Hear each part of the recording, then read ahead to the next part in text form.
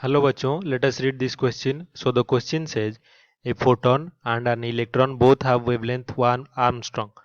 तो फोटोन का और इलेक्ट्रॉन का दोनों का वेवलेंथ 1 आर्मस्ट्रॉन्ग है. The ratio of energy of photon to that of electron. तो फोटोन का एनर्जी निकालना है और इलेक्ट्रॉन का एनर्जी निकालना है, दोनों का रेशियो लेना है कितना होगा. तो क्या वो 1 होगा या फिर 0.012 होगा या फिर 82.7 होगा या फिर 10⁻⁻10 होगा. चारों में से कौन सा ऑप्शन सही रेशियो बताता है वो हमें फाइंड आउट करना है.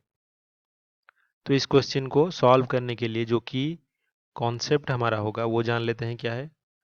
तो की कॉन्सेप्ट है डी ब्रॉगली वेवलेंथ. तो जो डुअल नेचर ऑफ लाइट है इससे मैटर का भी वेवलेंथ लिखा जा सकता है जिसको डी ब्रॉगली ने दिया था. तो लैम्डा इज इक्वल्स टू कितना होता है h divided by momentum of particle p. तो हमें ये पता है कि जो काइनेटिक एनर्जी होता है किसी भी पार्टिकल का K E is equals to half m v square.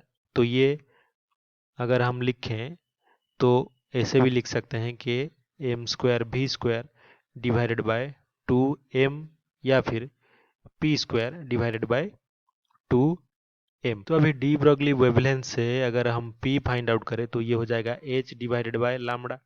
तो ये वैल्यू अगर काइनेटिक एनर्जी के इक्वेशन में पुट कर दे तो kinetic energy will become h square divided by lambda square divided by 2m या फिर h square divided by 2m lambda square. तो इसको देते हैं इक्वेशन 1. तो ये काइनेटिक एनर्जी ऑफ किसका है, इलेक्ट्रॉन का, के ई स्मॉल ई. तो अभी बिल्कुल इसी तरह से जो फोटोन का एनर्जी है वो भी फाइंड आउट कर सकते हैं. तो प्लैंक्स क्वांटम थ्योरी के हिसाब से जो एनर्जी होता है फोटोन का is equals to h into frequency of photon h nu. h यहाँ पे प्लैंक्स कांस्टेंट है तो ये ऐसे भी लिखा जा सकता है कि h is equals to nu की जगह पे हम लिख सकते हैं c divided by lambda.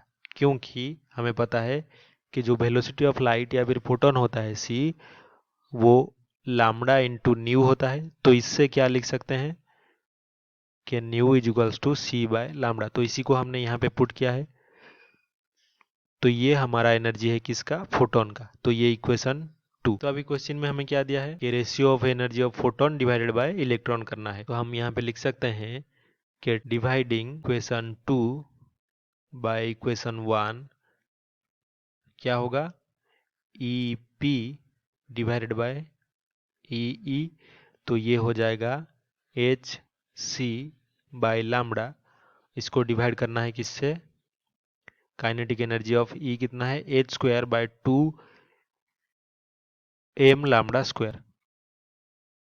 H square divided by 2m lambda square. तो क्वेश्चन में दोनों का जो वेवलेंथ या फिर लैम्डा है वो कांस्टेंट है 1 आर्मस्ट्रॉन्ग. तो ये लैम्डा से लैम्डा कैंसिल हो गया, एक लैम्डा बचा. तो h जो है उससे h स्क्वायर से एक h कैंसिल हो गया. तो ये कितना हमारे पास इक्वेशन अभी बचा, c इंटू कितना है 2m divided by h into lambda. तो अभी अगर हम वैल्यू जो है पुट कर दे तो ये 2 इंटू मास ऑफ इलेक्ट्रॉन कितना है 9.1 into 10⁻⁻31 into velocity of light 3 into 10⁸ into wavelength कितना है 1 आर्मस्ट्रॉन्ग यानी कि 10⁻10 और इससे डिवाइड करना है प्लैंक्स कांस्टेंट 6.63 इंटू 10⁻34. तो इसको सिंप्लीफाई करने पर E P divided by E E will be equals to approximately equals to कितना होगा 82.7. तो यही हमारा फाइनल आंसर होगा. अगर ऑप्शन में से देखें पहला ऑप्शन 1 गलत है, दूसरा ऑप्शन 0.012 गलत है, तो थर्ड ऑप्शन 82.7 ये हमारे आंसर से मैच कर रहा है. तो ये सही उत्तर होगा. ऑप्शन 4 भी गलत होगा. I hope you have understood this well. Best of luck.